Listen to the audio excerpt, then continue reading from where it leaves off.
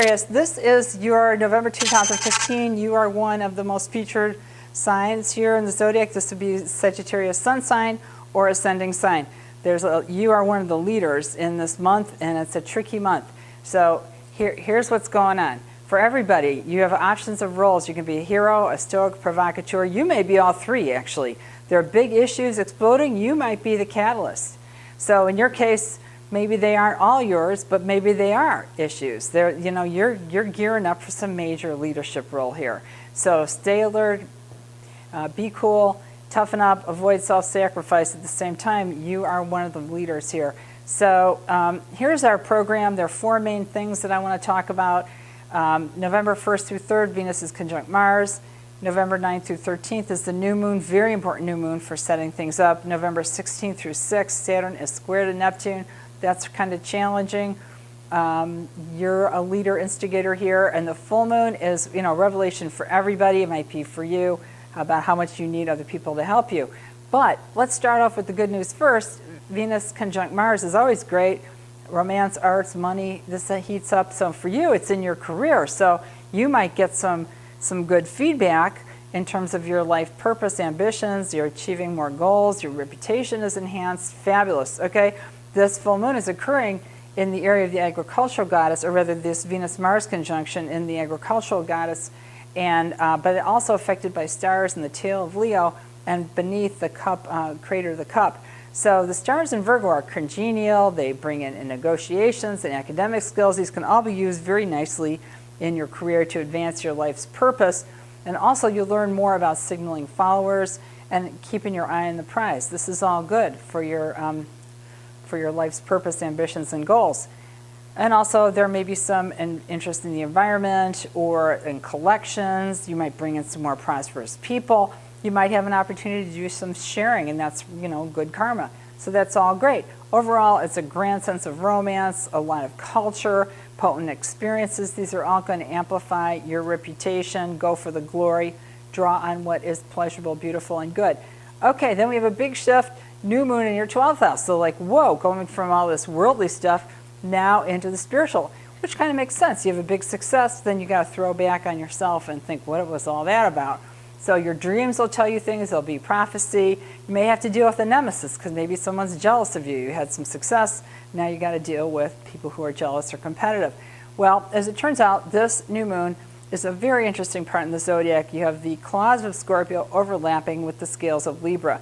So you're going to see both in your spiritual life. You're going to see the persuasiveness of the claws in Scorpio and kind of getting things in balance. We also have help from Ophiuchus, stars in Ophiuchus, the shaman, and stars in Centaurus, the man beast, the instinct, intellect. Okay, so in Libra, Scorpio, we have love of arts and academia, use of strategy, accounting, and law. So I guess the way that would work is that there are spiritual laws. Certainly there's an opportunity for salvation. Maybe there's some accounting going on in your dreams. Maybe you can find lessons in arts and academia, certainly in mythology, that can give you some guidance about your dreams and spirituality.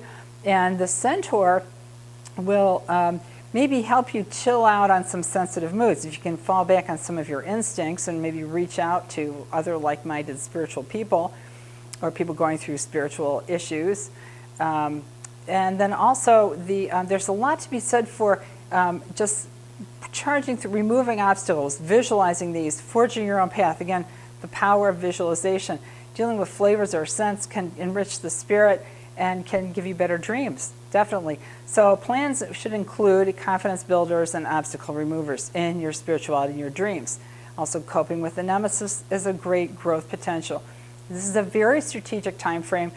You want to calculate your emotions, use keen awareness and observation, because this is going to help set you up for this leadership role, which, you have 3 installments in leadership here. One is in November, another in June, and another in September. So here you are representing the Saturn position of organization, dignity, professionalism, and criticism, and you are, those arrows are pushing you towards, solving these, illusions that are connected with your family or management. Because here, you are in a position, for whatever reason, where now you are in, you're an expert.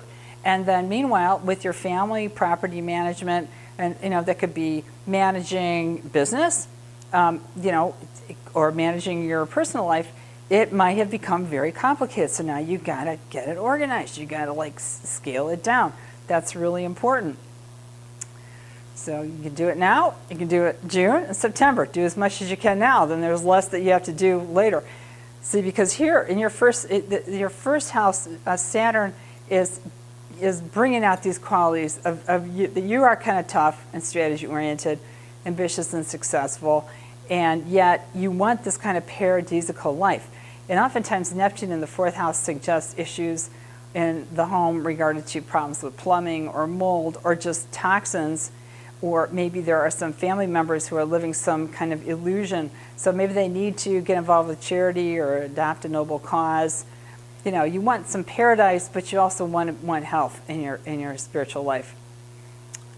Okay, so the issue then is those people or projects living in an ideal world may lack protocol compliance, and this is something that you're dealing with. It's either in terms of your spiritual awareness or your personality. There's great growth potential here, either from borrowing from your spiritual development or from your personal experience. Either way, there's coping mechanisms and adjustments. Now, the full moon is in your 7th house of partnerships, so that in the midst of all this stuff, you've got to do public outreach. You're dealing with competition, and you have to be at the same time kind of diplomatic. Okay, so this is in the 7th house of partnerships, but it's in the star of Aldebaran. So this is a royal star, meaning that you appreciate people who are really, hitting the bullseye and who have, great ambition. There's a kind of a judgment day where you're deciding, are your partnerships iconoclastic? Are they rebel types? Are they patriots? It seems like they're all kind of fighting this out. It could be entertaining, but then you may be in the pre-birthday phase, or you may have your birthday the last week of November. Either way, it's a high entry field that you're entering in the pre-birthday.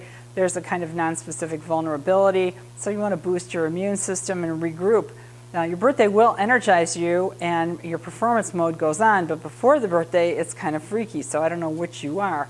But nonetheless, there's this full moon is accentuating partnerships, so you have to be social, and you're out there, and you want to pick the people who are contract-oriented and who have some influence. You want to guard against harsh judgments of other people, because you're going to hear their stories. You don't know what terrible things they've endured for their life, so you just want to go, all right, and play along, be creative, and use optimism in your relationships as much as you can.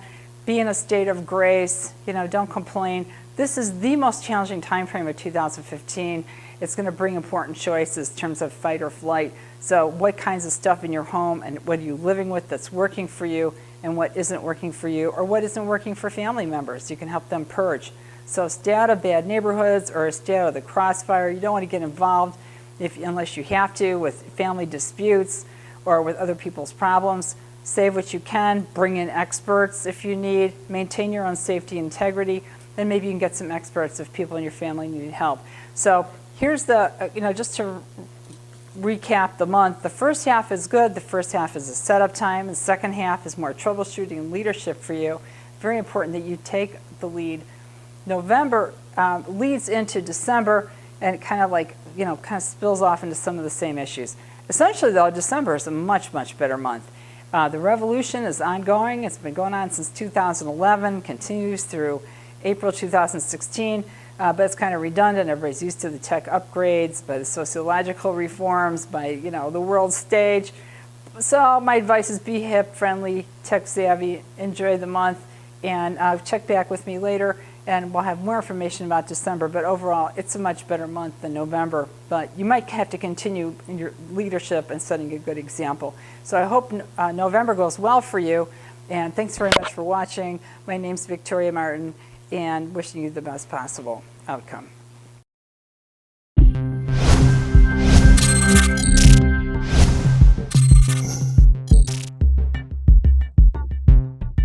Bu akşam seminerimizi canlı olarak mobil uygulamamız üzerinden yapıyoruz.